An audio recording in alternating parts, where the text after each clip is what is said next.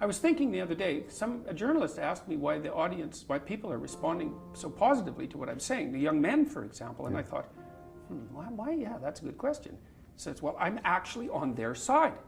I'm really happy that they're not wasting their lives. I'm really sad to see that people are disenchanted and nihilistic and depressed and anxious and aimless and perverse and vengeful and all of those things. It's terrible. And then to see people question whether that's necessary and then to start to rise out of it. It's like, it's so fun. Like last night I was after my talk, it's overwhelming.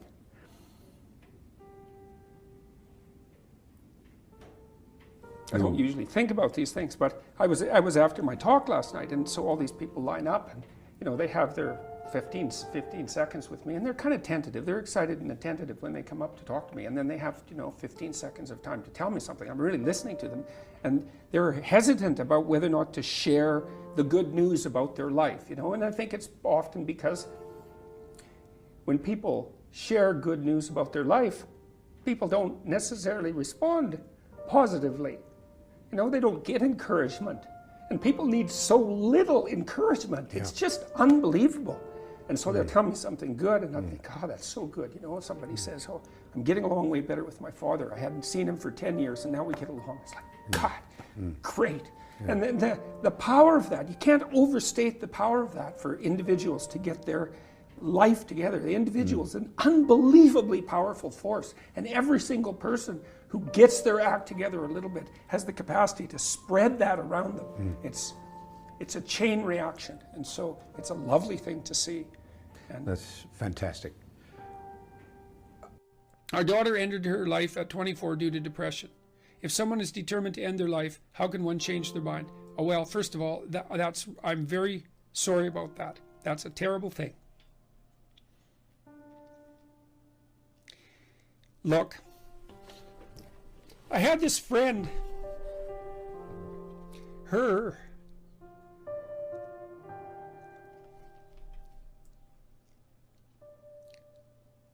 sorry. There's been a lot of depression in our family, so it's a question that cuts close to the bone. Anyways, I had this friend, a friend of my parents, and her granddaughter committed suicide, She was just beating herself up about that. What could have I done? What could have I done differently? This is the problem with suicide. It leaves everybody behind thinking, oh my God, what could have I done? I could have treated the person better. I could have listened. I could have been there.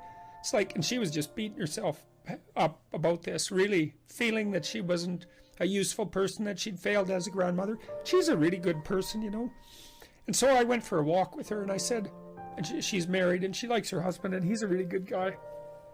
And I said, look, you're blaming yourself for your granddaughter's suicide. It's like, are you blaming your husband? Are you sitting him down and telling him what a useless bastard he was as a grandfather because his granddaughter committed suicide and how he failed completely? She said, no, I'd never do that. So I said, well, don't do it to yourself. One of the things that has just blown me away in the last year, because I've talked to lots of people live, but also lots of people online. But it's more obvious live, and it's obvious in this theater as well, is that I've gone around and spoken, and a large proportion of my audience has been young men, under 30, something like that. And I've spoken to them a lot about responsibility. And what's so odd about this is that of all the things that I've spoken about, because I can see the audience and I can feel how the audience is reacting, because I'm always paying attention to all of you insofar as I can manage that. So I get some sense of how what I'm saying is landing, which you have to do if you're going to speak effectively to people. And what happens is, if I talk about responsibilities, everyone is silent, just like they are now. Silent and not moving, right? Focusing, attentive. Say, pick up your responsibility. Pick up the heaviest thing you can and carry it. And the room goes quiet and everybody's eyes open. And I think, that always makes me break up.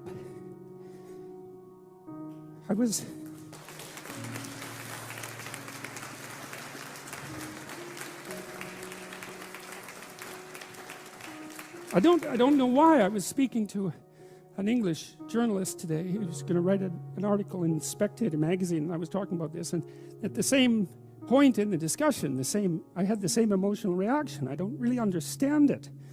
I think there's something about it that's so crucial, because we've been fed this unending diet of rights and freedoms, and there's something about that, there's something about that that's so pathologically wrong, and people are starving for the antidote, and the antidote is truth and responsibility, right? And it isn't because that's what you should do in some I know better, or someone knows better for you what you should do sense. That's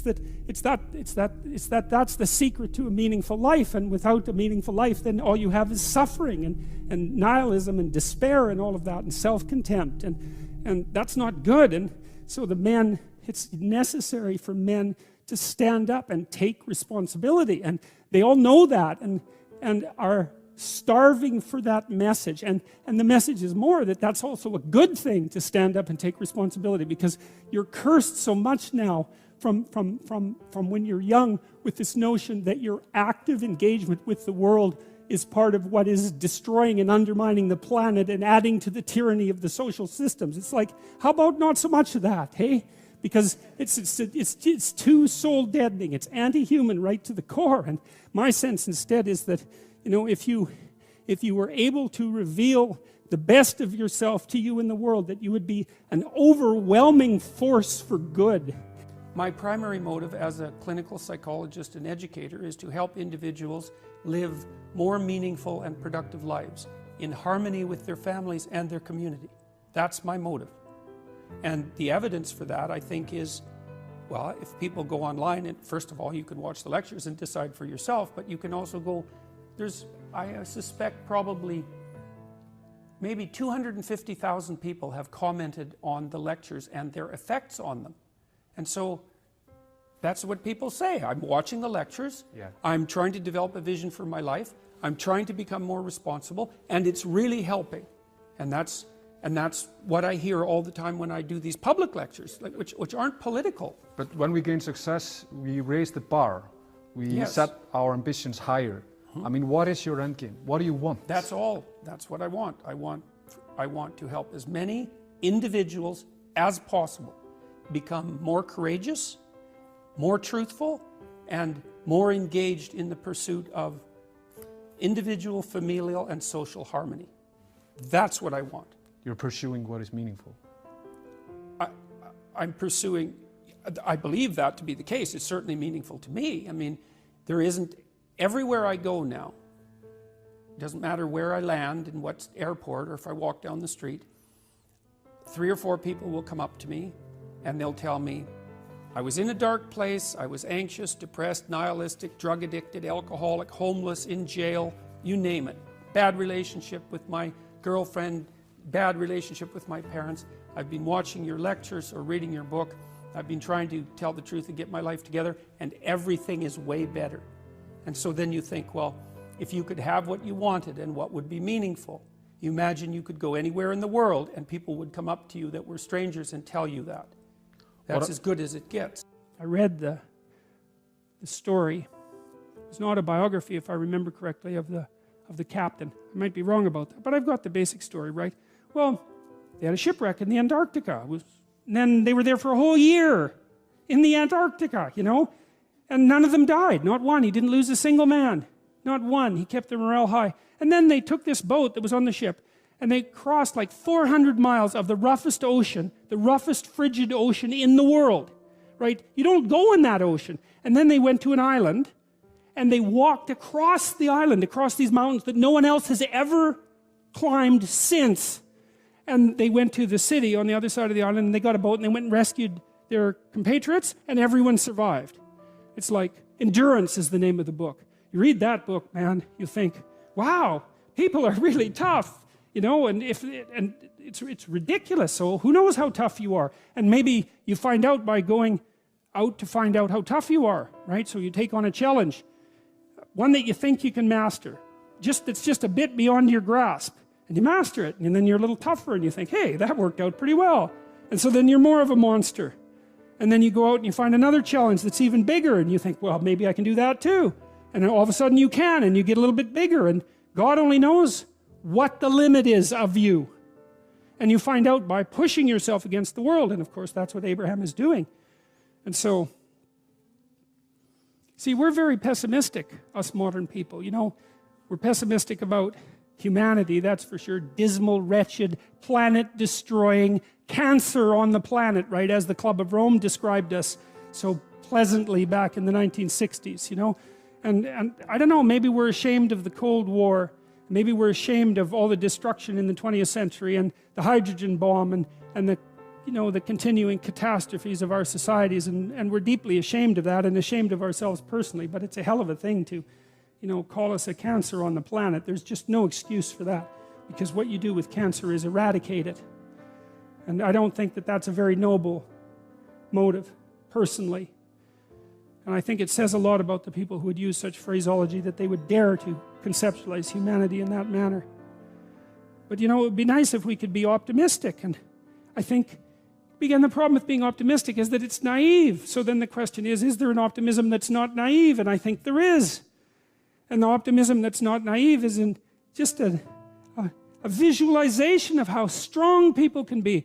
So one of the things that I tell people, I've told my students in my class, in Maps of Meaning, here's a goal. You want to be the person at the funeral of your father that everyone can rely on. How would that be? You want to be the person who's broken and useless and adding to the misery in the corner. And look, I'm not making light of people's grief. You know, I understand grief. But who do you want to be when there's a crisis? Right? Do you want to be the person that everyone can turn to for strength? It's like, why the hell not? Why not that as a goal? That'd be a good goal, because then if there's a crisis, and there will be, it won't be such a bloody crisis, because there'll be someone there that can deal with it. You know, so when I went and talked to these people at the funeral home, I envisioned that. I thought, okay, well, this is something you have to contend with if you're going to be alive and adult. You have to contend with death and suffering, and you have to be ready for it. And you have to be there for the person, because that's all they're going to have. And so there's a goal, man. And in this time of nihilism, you know, it's what's the point of life? People ask. And they're taught that at universities. What's the point of life? Everything's interpretation. Humanity's a cancer on the planet. You know? Well, how about no?